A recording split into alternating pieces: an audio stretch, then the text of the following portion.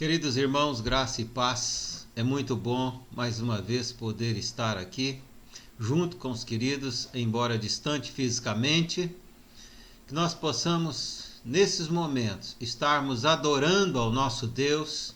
Você pode cantar aí na sua casa, juntamente, né? Se não for possível acompanhar a música, também estaremos orando ao Senhor nosso Deus, e também ouvindo a palavra de Deus. Muito obrigado por, em nome do Senhor Jesus Cristo, poder entrar em seu lar nesta feita. Oremos ao Senhor. Pai querido, muito obrigado por o Senhor estar nos preservando a vida. E nós queremos dizer também muito obrigado, porque nós continuamos firmes em nossa fé, independente das circunstâncias. Nós adoramos ao Senhor, porque o Senhor é o nosso Deus, no tempo de lamentações, no tempo de tristeza, mas também no tempo de alegria, no tempo de vitória. Graças nós te damos, porque nós somos do Senhor, confiamos no Senhor e nos descansamos no Senhor. Nós clamamos por todos aqueles que estão enfrentando problemas de enfermidades, que o Senhor esteja os curando, porque o Senhor é o Deus que cura. O Senhor é o mesmo ontem, o mesmo hoje, o mesmo eternamente. Visita cada um, restaurando a saúde de cada um, querido e querida, que está participando nesse momento, nessa atividade, e que possui algum problema de enfermidade. Também, Senhor, visita aqueles com problemas familiares e esteja os abençoando segundo a sua realidade e necessidade. E as mesmas bênçãos cubram aqueles com problemas financeiros, que o Senhor esteja também lhes dando o sustento necessário e a prosperidade, porque o Senhor é o nosso Deus em todas as áreas da nossa existência. Que a paz do Senhor esteja entrando em todos os lares, em todos os corações que estão nos ouvindo neste momento. Pai amado, também receba a nossa gratidão como um cheiro suave e agradável. Em nome de Jesus. Amém. Vamos adorar ao nosso Deus com esta música, que as nossas irmãs estarão nos conduzindo em adoração neste momento.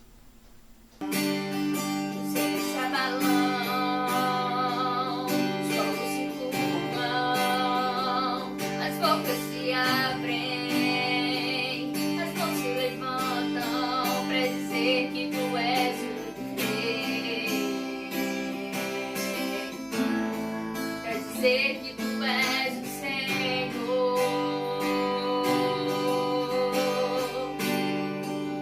os céus se abalam, os montes se curvam, as bocas se abrem, assim se levantam para dizer que tu és o Rei, para dizer que tu és o Senhor.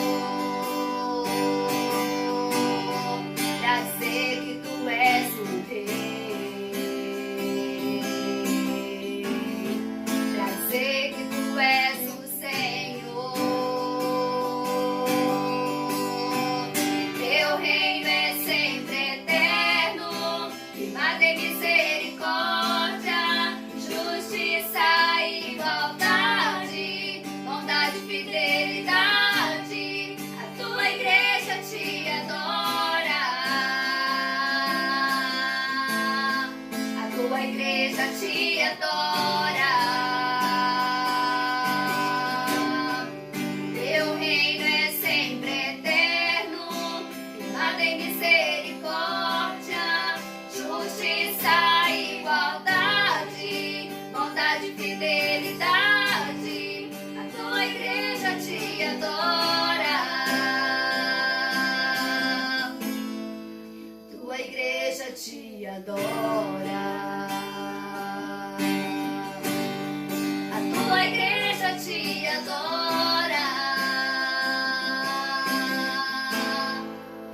tua igreja te adora.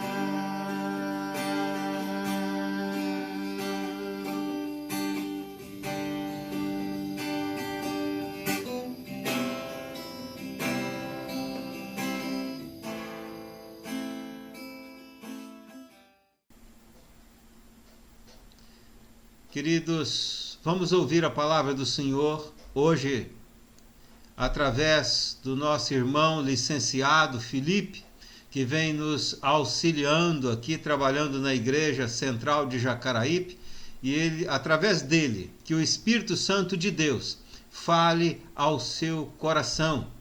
Essa mensagem sobre o Senhor da história, Deus que é o Senhor da história e o Senhor também das nossas vidas, no nosso individual. Ouçamos o que o Senhor tem a nos dizer.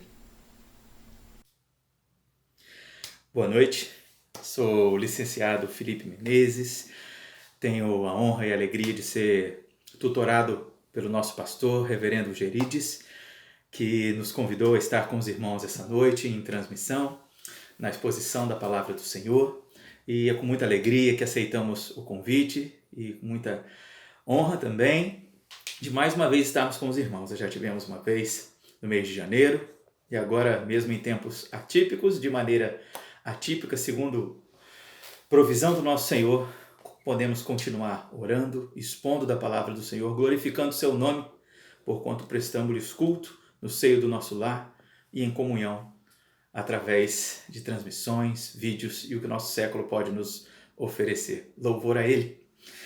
E falando do nosso tempo, do sofrimento de muitos irmãos, mortes, confusão, necessidade, desamparo, realmente é um período turbulento e nesses períodos de profundo sofrimento, de desamparo, a gente pode se perguntar: onde está o Senhor?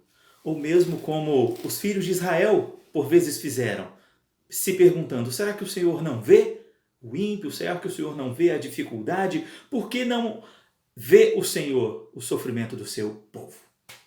Onde está o Senhor no sofrimento?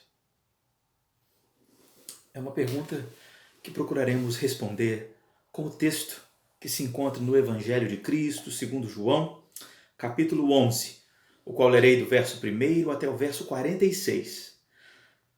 João 11, do 1 ao 46, vamos dividir esse texto em 3 partes, o qual lerei uma parte, vamos expô-la, conversar sobre ela, e assim, por conseguinte, primeira parte, indo aqui do verso 1 até o verso 16, nossa leitura de hoje, assim diz a palavra de Deus.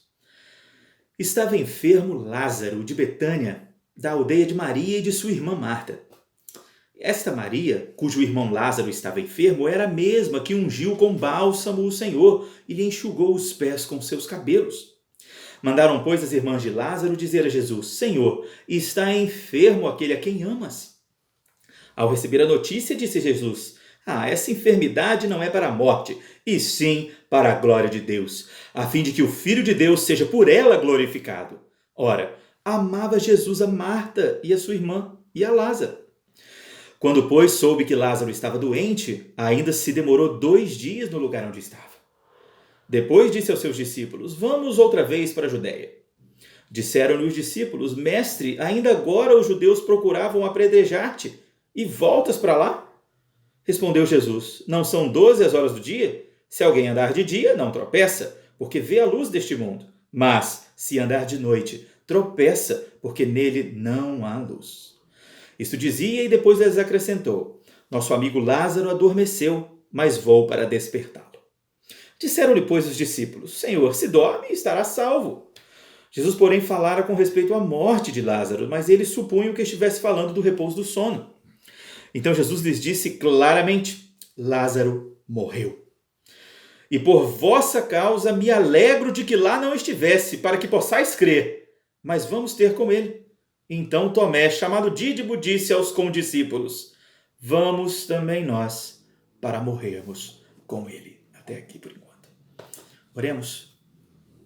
Senhor Deus, nosso Pai, na tua presença, Pai, fora lida a tua palavra, nos instrua, Pai, por força suprida do teu Espírito, nos dando entendimento, discernimento, Pai, para a compreensão da tua mensagem, bem como força, vigor e disposição também de tua parte, Pai, para andarmos nela. É o que pedimos, Pai, nos méritos do nosso Senhor Jesus. Amém? Vejamos os detalhes dessa primeira parte do texto. Construindo expectativas. A construção de expectativas faz parte da identidade do ser humano. Nós olhamos para o mundo, olhamos para nós, olhamos para Deus e construímos expectativas, sonhos, propósito, objetivo. Faz parte da nossa identidade edificar expectativas quanto a quem somos, quanto àquilo que fazemos, quanto àquilo que queremos fazer ou queremos possuir, o que esperamos. E, de maneira singular, podemos perceber em alguns detalhes dessa narrativa o que ela indica. Essa família era uma família amada por Jesus. Veja, nós somos família de Cristo, somos amados por Ele. Mas veja que bonito, que profundo. Amigos tão íntimos de Cristo a serem separados assim. Jesus amava, dada a profundidade da ligação e da consideração que tinha por tal família. Amava a Lázaro e as suas irmãs, Marta e Maria. Lembrou o texto que se trata da mesma família que participou do evento como anuncia no verso 2, da unção do bálsamo do Senhor, e então lhe enxugará os pés. A mesma família, Marta e Maria, daquela que Jesus se achega na casa, começa a expor da palavra. Uma está atarefada na produção, em solucionar os problemas da casa, em servir e atender aqueles que ali estavam. Outra estava não a ajudando, mas assentada, recebendo dessa palavra. E Jesus anuncia a estas que cada um tem o seu lugar, cada serviço tem o seu lugar, mas aquela que estava ouvindo da palavra havia selecionado, escolhido a melhor parte, a melhor porção. Então, essa família é comum experimentar, participar de eventos significativos nas narrativas do Evangelho. E não por acaso, tão amadas e tão ligadas a Jesus, essas moças têm uma ideia fabulosa. Ora, seu irmão está doente. E olha a ideia que vem. Ora, claro, é Jesus, nosso amigo, nosso Salvador. Ora, se Lázaro está doente, manda chamar a Jesus. Que melhor expectativa é do que ter a certeza de que se Jesus estivesse ali, Lázaro seria curado. Trata-se do Cristo. E manda um mensageiro buscar a Jesus. O mensageiro chega a Jesus e recebe uma resposta em primeira mão, em primeira vista, fabulosa também, porque Jesus diz: essa doença não é para a morte, mas para a glória de Deus. Então, o mensageiro volta para casa e, quando ele mesmo ouviu esta notícia, deve ter ficado muito feliz. Talvez, quando Marta e Maria ouviram essa notícia, ele não vai morrer. Trata-se da resposta de Jesus que a doença não é para a morte, mas glória de Deus. Mas o pior acontece. Diz o texto que Jesus se demora ainda mais 2 dias ali. Lázaro e suas irmãs são da cidade de Betânia. Betânia, como diz o hebraico bíblico, da palavra bet, que significa casa, da palavra ania, anishi, que significa humilde ou com humildade, ou pobre com pouca coisa. Então, Betânia é a casa dos pobres, a casa dos humildes. Trata de uma cidade pequena, sem riqueza alguma. Expressão de sua realidade no seu nome. E esta cidade está distante de Jesus a mais ou menos 2 dias de caminhada.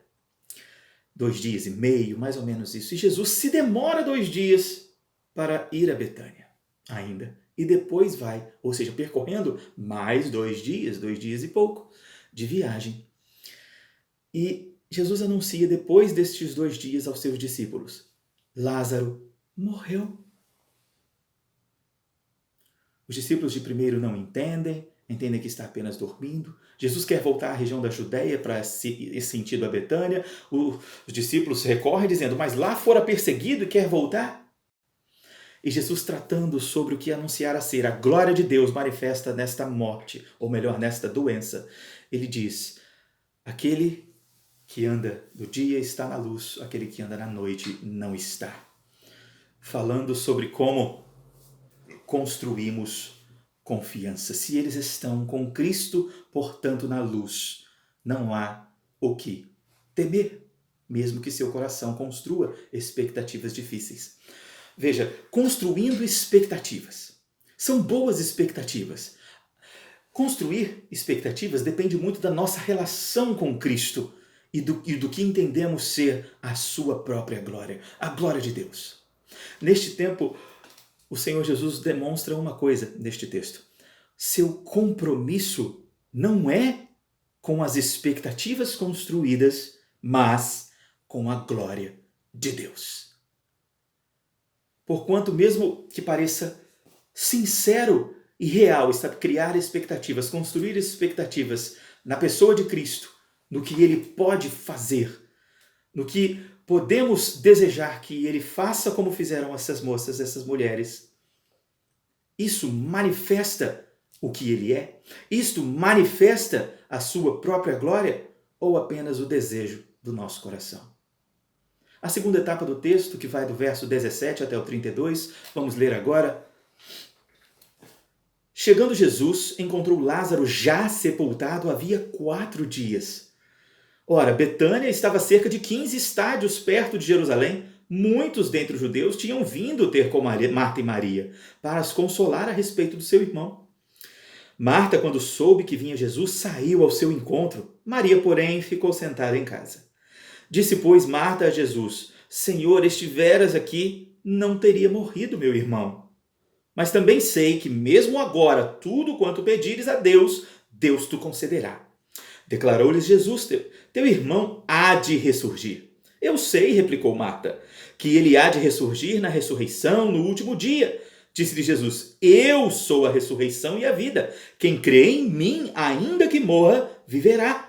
E todo que vive e crê em mim, não morrerá eternamente. Crês isto? Sim, Senhor, respondeu ela. Eu tenho crido que tu és o Cristo, o Filho de Deus vivo, que devia vir ao mundo. Então, dito isto, retirou-se e chamou Maria, sua irmã, e lhe disse em particular, o mestre chegou e te chama. Ela, ouvindo isso, levantou-se depressa e foi ter com ele. Pois Jesus ainda não tinha entrado na aldeia, mas permanecia onde Marta se avistara com ele. Os judeus que estavam com Maria em casa e a consolavam, vendo-a levantar-se depressa e sair, seguiram-na, supondo que ia ao túmulo para chorar. Quando Maria chegou ao lugar onde estava Jesus, ao vê-lo, lançou-se-lhe aos pés, dizendo, Senhor, se estiveras aqui, meu irmão não teria morrido. Enquanto a primeira parte do texto, vemos estas moças construindo uma expectativa com relação ao Senhor Jesus e ao que ele poderia fazer, e de fato poderia curando seu irmão. Percebemos aqui que agora suas expectativas são adequadas. Construindo expectativas, então adequando expectativas. Vejam só, Cristo promove isto. É o próprio Jesus que em outras ocasiões, como na cura da filha da mulher Sirofenícia, ou mesmo na cura do filho do centurião, onde o próprio centurião, quando estava com Cristo, pede que se cure seu filho que está doente, e o Senhor indica, vá, pois ele já está curado. Chegando lá, o centurião em casa, encontrando seu filho curado, pergunta, que horas isso aconteceu? E eles indicam a exata hora onde o centurião estava com Jesus. Ora, nesses dois casos, da mulher Sirofenícia e do centurião, Jesus cura essas pessoas à distância. No frigir de sua vontade, no estalar de seus dedos, essas pessoas, mesmo não presentes, são curadas, alcançadas pelo toque vivificador do Espírito de Cristo. Não poderia este mesmo Jesus, a essa mesma maneira, curar Lázaro à distância, ao invés de dizer ao mensageiro, essa doença não é para a morte, mas dizer, já está curado aquele que amo? É claro que poderia fazer assim o Senhor. É claro que as expectativas foram construídas com base no supremo poder de Deus, em um Cristo abençoador que cura, que alivia, que sustenta, um Senhor de prodígios, de sinais, de bênçãos, de palavra poderosa. Ora, Jesus sendo Jesus, que melhor expectativa do que crer em quem Ele é e no que Ele pode fazer? Mas a Cristo apraz adequar tais expectativas, não no que Ele pode fazer, mas no que Ele é, na sua própria glória. Na glória de Deus. Vejamos, mesmo no modo como Cristo poderia ter curado realmente à distância, como Ele já fez, Ele não fazer, e aí ainda esperar 2 dias para se retirar dali em direção a Betânia, é Ele aguardar a morte de Lázaro. Ou seja, Ele trouxe propositalmente este sofrimento na vida dessa família. Ele poderia ter o curado, mas escolhe não curá-lo, porque ele não precisa suprir as expectativas construídas nele mesmo por essas irmãs. Mas ele precisa manifestar a glória de Deus Pai. O compromisso de Cristo não é com as expectativas construídas, mas com a glória manifesta de Deus. E Deus traz sofrimento. Jesus trouxe esse sofrimento. E com que fim? Como já nos anuncia o evangelista Tiago, dizendo que o sofrimento promulga perseverança, experiência de fé. Ora, o sofrimento vem para nos experimentar na confiança, na fé, no caminho do progresso da fé, nos amadurecendo, nos aproximando do Senhor. Por isso devemos ter por motivo de grande alegria, ou mesmo maior alegria, o passar por aflições. Ora, nós não somos esquizofrênicos. Passar por aflição, passar por problemas. Veja, ninguém se anima em dar esta notícia. Perdi meu emprego. Glória a Deus. De fato, a glória a Deus em toda circunstância, inclusive nesta. Mas no sofrimento que nos aperta no coração, é difícil manifestar alegria. Mas a alegria não é pela qualidade de sofrer em si, mas pela certeza e a esperança de sabermos que crescemos em fé enquanto e por quanto sofremos. Por isso, Jesus experimenta Marta e Maria, uma por sua vez, testando sua confiança, uma vez que todas elas declaram: se o Senhor estivesse aqui, ele teria sido curado. O Senhor está aqui. No dia 4, ou seja, é necessário, segundo visão do Oriente Antigo, que alguém esteja morto por 3 dias para ser declarado totalmente morto, realmente morto, e não desmaiado ou inconsciente, mas morto. 3 dias. Justamente por isso, o Senhor esteve 3 dias no sepulcro. Só que Lázaro já não está no dia 3, já está no dia 4. Ou seja, a pedra já está sobre o buraco do sepulcro, ele já é considerado completamente morto, já está preparado na morte. Preparado para a morte, embalsamado, trazendo termos para o nosso entendimento, não necessariamente assim. Ou seja, declarado morto.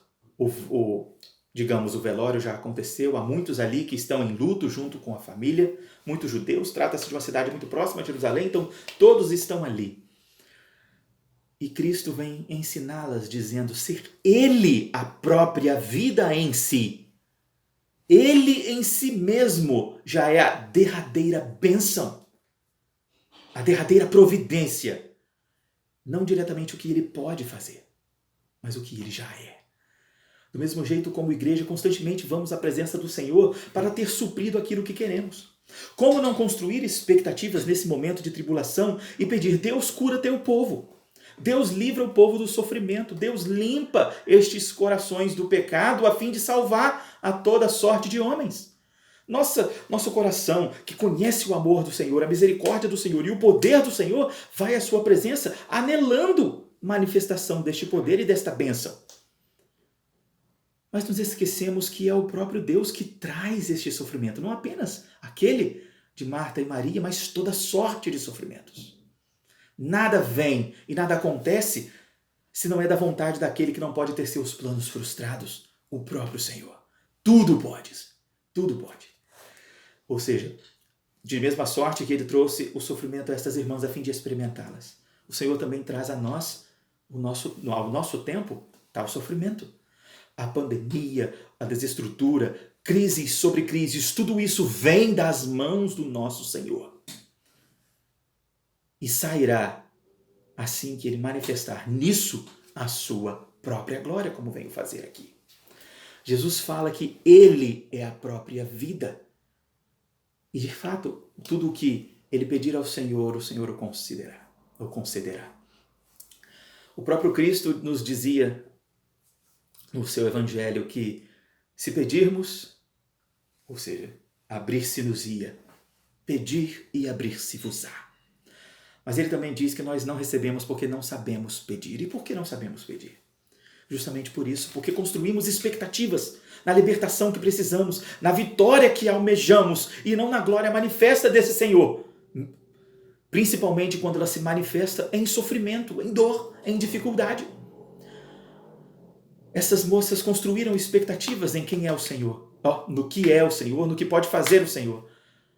Mas Cristo vem dizer-lhes, adequando a sua expectativa, que a glória de Deus é o seu compromisso. E é nela que está a nossa esperança, no que Ele é e não no que Ele pode fazer. Assim,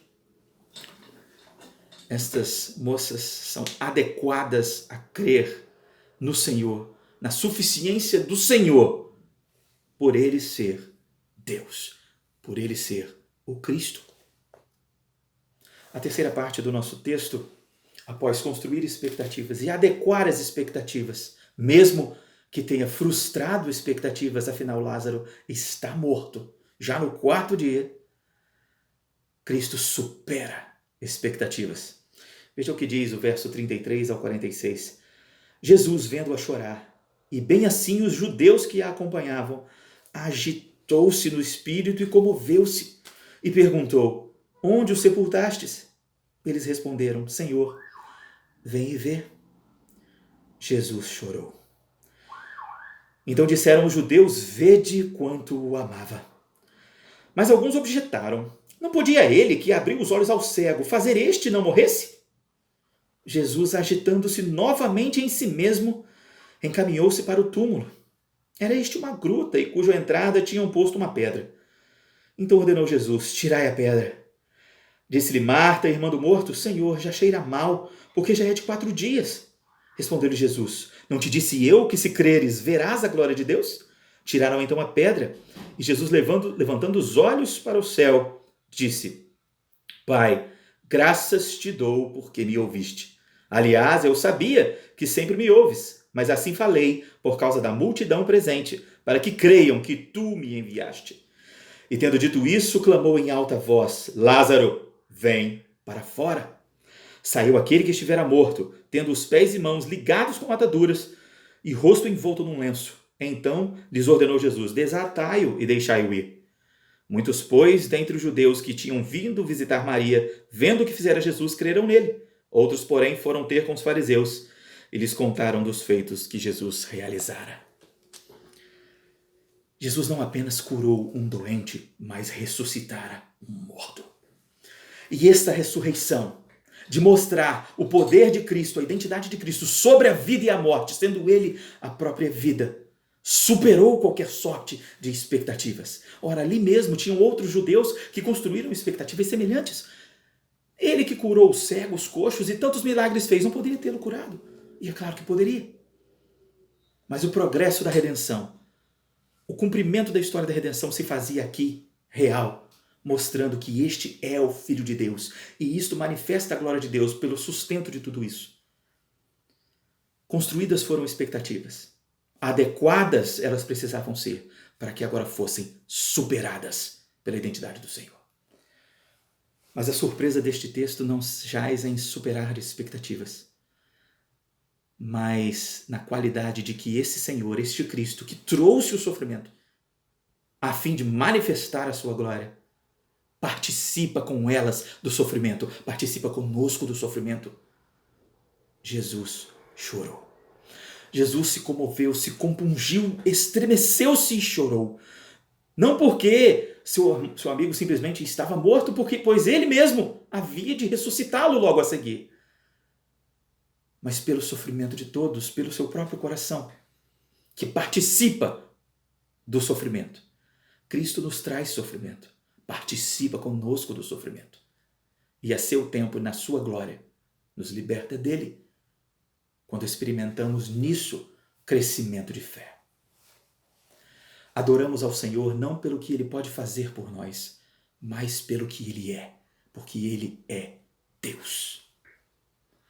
Em tempos de sofrimento, podemos nos questionar onde está o Senhor, mas já sabemos onde Ele está, manifestando sua vontade através do sofrimento.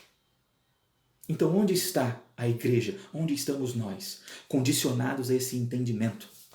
Percebendo e experimentando do Senhor no sofrimento, onde nossa confiança não está no que Ele pode fazer. E mesmo que jamais nos liberte deste sofrimento ou deste período turbulento, A glória dele está manifesta e nossa esperança é enriquecida no seu poder e no seu governo, porque adoramos por quem ele é, não pelo que queremos dele.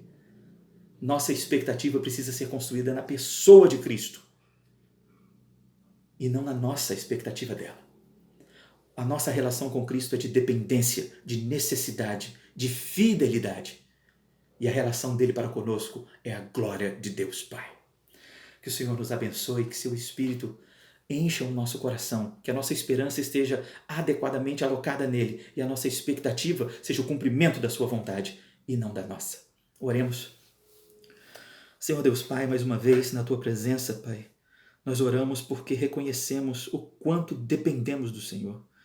Pai, o quanto nosso coração caminha para nós mesmos, construindo nossa própria vontade, construindo nosso desejo, Pai, mesmo que a nossa visão possamos desejar coisas boas, possamos desejar misericórdia, bênção do Senhor na nossa vida e na vida do nosso próximo. Pai, sabemos que devemos desejar a tua vontade manifesta, Pai, e não a nossa. Encha o nosso coração, Pai, com conhecimento do nosso lugar diante do lugar de Deus. E dê-nos, Pai, a ciência da dependência que temos de Ti, a suficiência na esperança de quem é o Senhor e da tão grande salvação, da maior bênção que já recebemos. O melhor de Deus já veio, é o Cristo e é por nós. Pai, que usufruamos, Pai, de tal bênção, manifestando essa confiança e convicção na nossa vida em testemunho, em glória ao nome de Deus. Assim só podemos fazê-lo, Pai, pois oramos no nome do Senhor Jesus. Amém.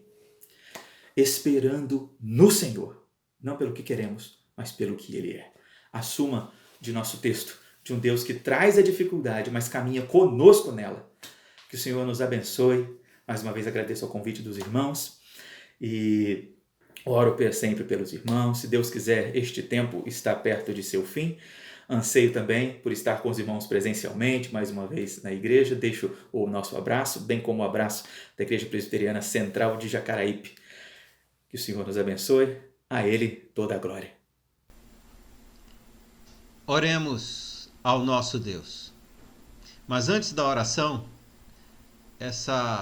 nós queremos partilhar um vídeo, que foi aí gravado com várias famílias da nossa igreja e que a nossa irmã Maestrina Karen preparou.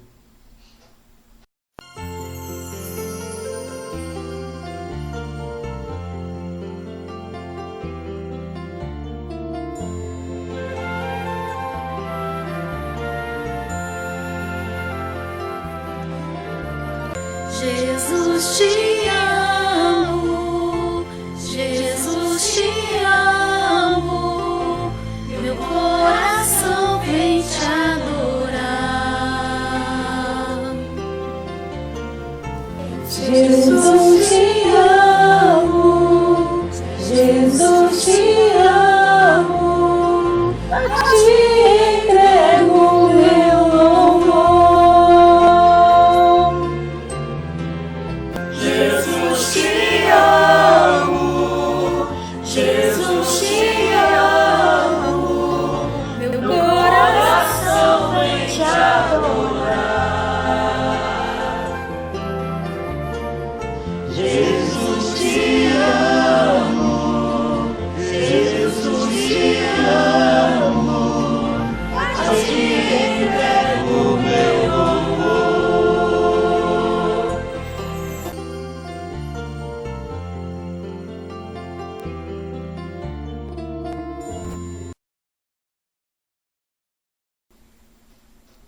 Queridos, estamos chegando ao final de mais um vídeo e nós queremos orar ao Senhor e antes da oração agradecer pela sua atenção e dizer que na próxima quinta, que você possa participar conosco da live, inclusive também fazendo ali os seus comentários, ou pedidos de oração nos comentários, quando no final da live estaremos orando com você e por você.